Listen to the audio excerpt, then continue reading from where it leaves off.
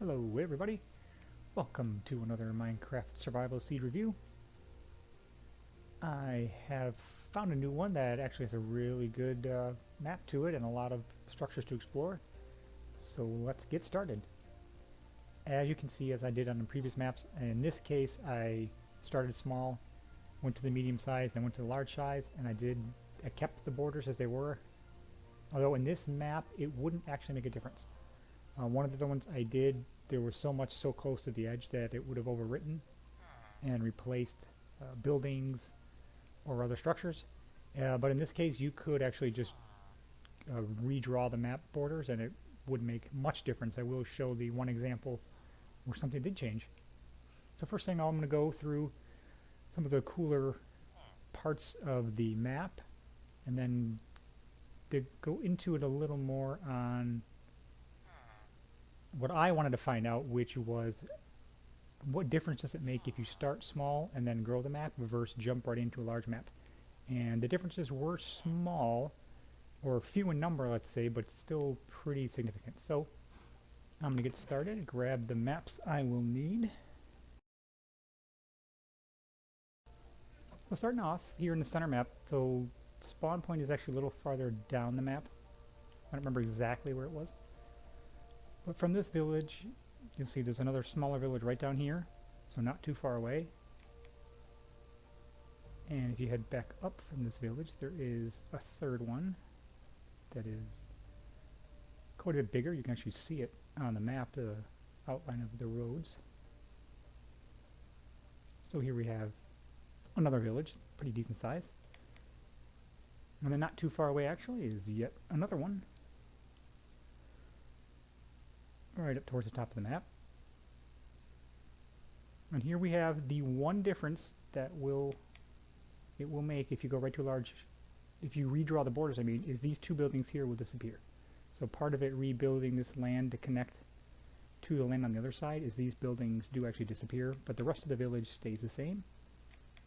And then finally, we pass by the mansion.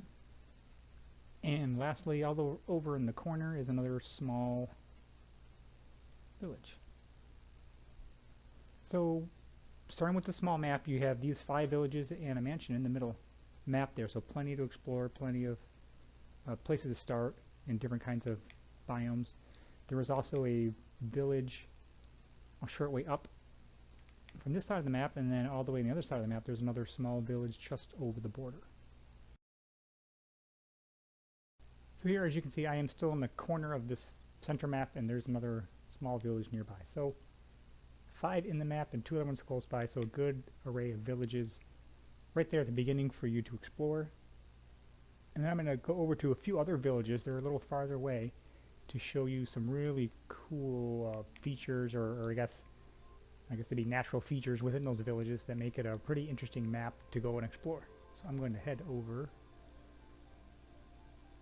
to those now.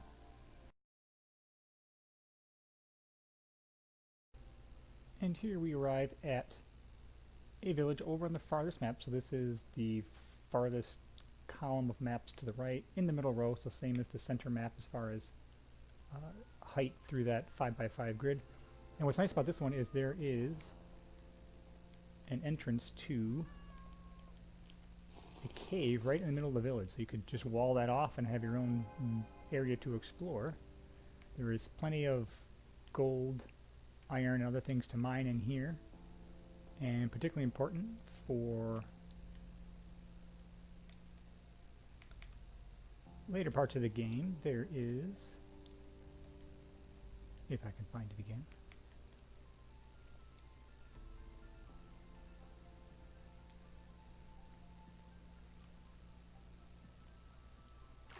there we go, all the way down this way, a whole bunch of lava and water, which of course means there's a whole field of obsidian here, which can come in handy for building indestructible buildings and of course other portals. You can see lapis and all sorts of other stuff in this area, so it's nice that you're right in your home, so should you die you won't have far to go to recover.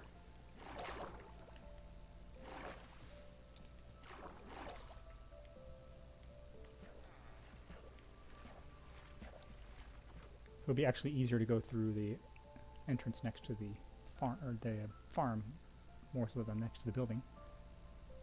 So I'm going to head over to another village that's got a similar feature to it.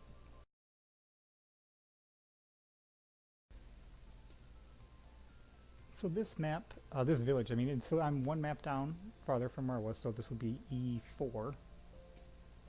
So there's a village over here on the side towards the edge of the map, but what it's near is a huge cave. This goes on for just an unbelievable distance. There are so many things in here to explore. It goes all the way down to, I think, level 11 or so when I first started exploring it, but as you can see, it is enormous. There is just tons of opportunities for exploring in here. And again, you're near a village, so should something happen, you're always close to somewhere safe to either retreat back to or use as a base of operations.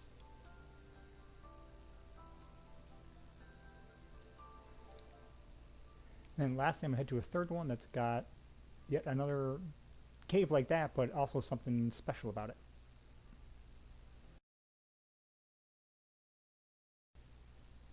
So here we are at the other village. So this is still in the E4 map, but just a little farther down towards the bottom left corner.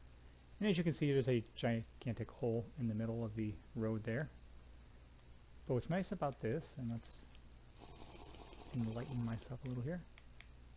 So obviously the big crevices are always, they have potential to be good, but sometimes they don't lead to anything. They're just big holes in the ground. This one, however, does go all the way down, so it is another big, it comes to have its own a cave below it, which is really nice.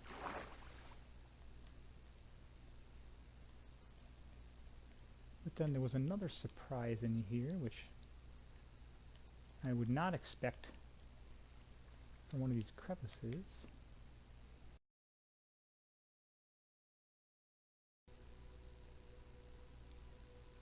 There we are. I knew I'd find it eventually. So within that cave there is, that crevice near the village, there is actually a mine dug out. There's tracks everywhere, obviously spawners, plenty of cobwebs to go through, but this just also goes on forever. So I did not discover all of the secrets it has to hide, but it is an enormous mine system for you to explore. Near, again, also near a village, so should something happen, you have a place to store your stuff. And if you die down here, hopefully you spent the night there and you can respawn close by.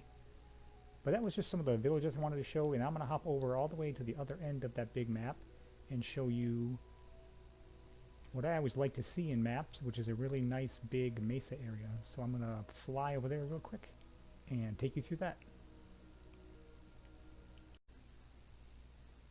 So here I have flown all the way over to the other side of the map. So this is right next to the center map. So this would be B3. And so nice, good sized mesa. This goes on a pretty long way. Lots of those towers everybody loves.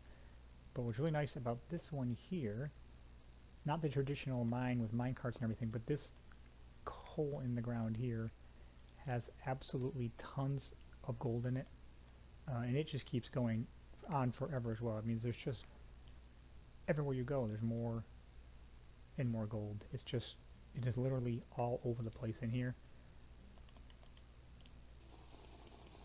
And it just keeps continuing to go down. And it then eventually leads to a huge crevice that goes all the way, or crevasse, that goes all the way down to the bottom level of the map.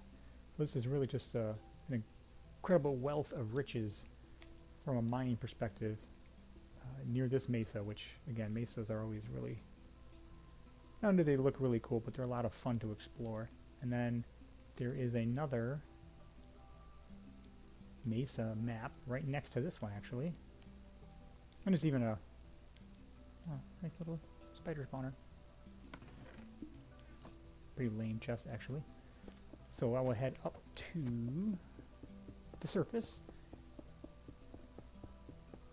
and then head over to the other map. So this pretty decent amount of land on this map with mesa.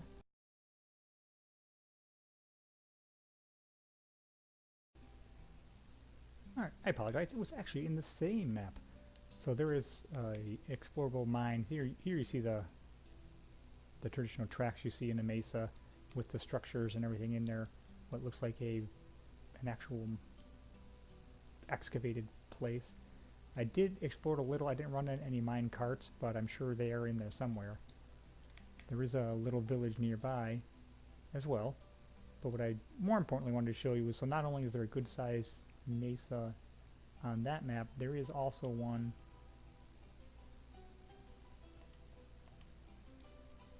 the next map over. So here again is a pretty, you can see the map I'm holding in my right hand.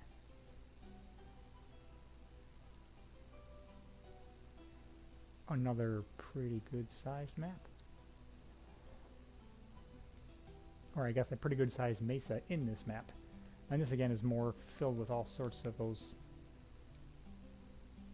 towers everybody likes to explore. It also does have several mine entrances. None of them were all that large, but they are still always fun to explore.